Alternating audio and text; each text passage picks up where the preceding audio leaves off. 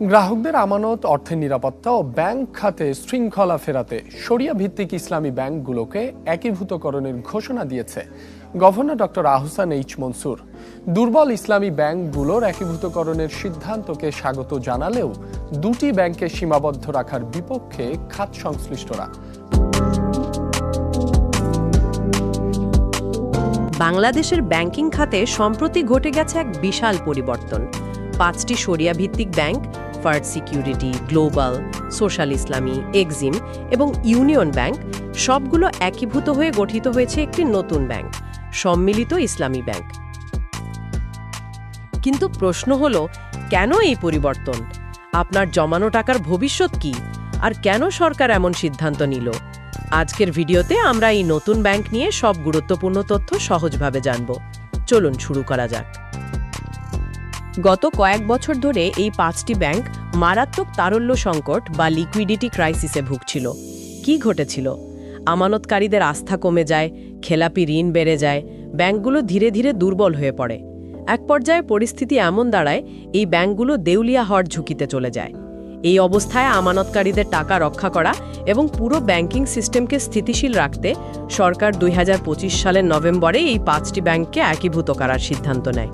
লক্ষ্য একটাই, একটি বড়, শক্তিশালী এবং স্থিতিশীল ব্যাংক তৈরি করা। এখন আসি নতুন ব্যাংকের কাঠামোতে। সম্মিলিত ইসলামী ব্যাংক এখন বাংলাদেশের অন্যতম বড় মূলধনী ব্যাংক। অনুমোদিত মূলধন 40,000 কোটি টাকা, পরিশোধিত মূলধন 35,000 কোটি টাকা। এর মধ্যে প্রায় 20,000 কোটি টাকা সরাসরি সরকার দিয়েছে, আর বাকি অংশ এসেছে আগের ব্যাংকগুলোর সম্পদ ও শেয়ার থেকে। বর্তমানে এই ব্যাংকটি পরিচালনা করছে একটি শক্তিশালী বোর্ড, যার নেতৃত্বে রয়েছেন অর্থ সচিব। এতে বোঝা যাচ্ছে সরকার এই ব্যাংককে স্থিতিশীল করতে সিরিয়াস। এখন সবচেয়ে গুরুত্বপূর্ণ প্রশ্ন, আপনার টাকা কিভাবে তুলবেন? 2026 সালের শুরু থেকে নতুন কিছু নিয়ম চালু হয়েছে। যেমন ছোট আমানতকারী, অর্থাৎ যাদের 2 লাখ টাকা পর্যন্ত জমা আছে, তারা 1 জানুয়ারি 2026 থেকে যে কোনো সময় পুরো টাকা তুলতে পারবেন। অন্যদিকে বড় আমানতকারী, যাদের জমা 2 লাখ টাকার বেশি, তারা প্রতি 3 মাসে 1 লাখ টাকা করে তুলতে পারবেন, সর্বোচ্চ 7 লাখ টাকা পর্যন্ত। একটি গুরুত্বপূর্ণ বিষয় হল, 2024 ও 2025 সালের জন্য কোনো মুনাফা দেওয়া হবে না। কারণটা হলো ব্যাংকের আর্থিক অবস্থা শক্তিশালী করার জন্য। বর্তমানে সম্মিলিত ইসলামী ব্যাংকের প্রধান কার্যালয় মতিঝিলের সেনা কল্যাণ ভবনে অবস্থিত। সরকার ও কেন্দ্রীয় ব্যাংক আশা করছে এই পদক্ষেপের মাধ্যমে ব্যাংকিং খাতে মানুষের আস্থা আবার ফিরে আসবে। এছাড়া ভবিষ্যতে আরও সংস্কার আসতে পারে, যাতে পুরো ব্যাংকিং সিস্টেম আরও শক্তিশালী হয়।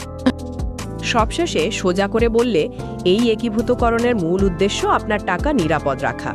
হয়তো কিছু ক্ষেত্রে মুনাফা কমতে পারে, কিন্তু বড় ধরনের ক্ষতি থেকে ব্যাংকগুলোকে বাঁচানো সম্ভব হয়েছে। তাই আতঙ্কিত হওয়ার কোনো কারণ নেই, বরং আপডেট থাকা গুরুত্বপূর্ণ। এই বিষয় নিয়ে আপনার কি মতামত কমেন্টে জানাতে ভুলবেন না। ভিডিওটি ইনফরমেটিভ মনে হলে লাইক ও শেয়ার করুন, আর এমন আপডেট পেতে সাবস্ক্রাইব করে রাখুন।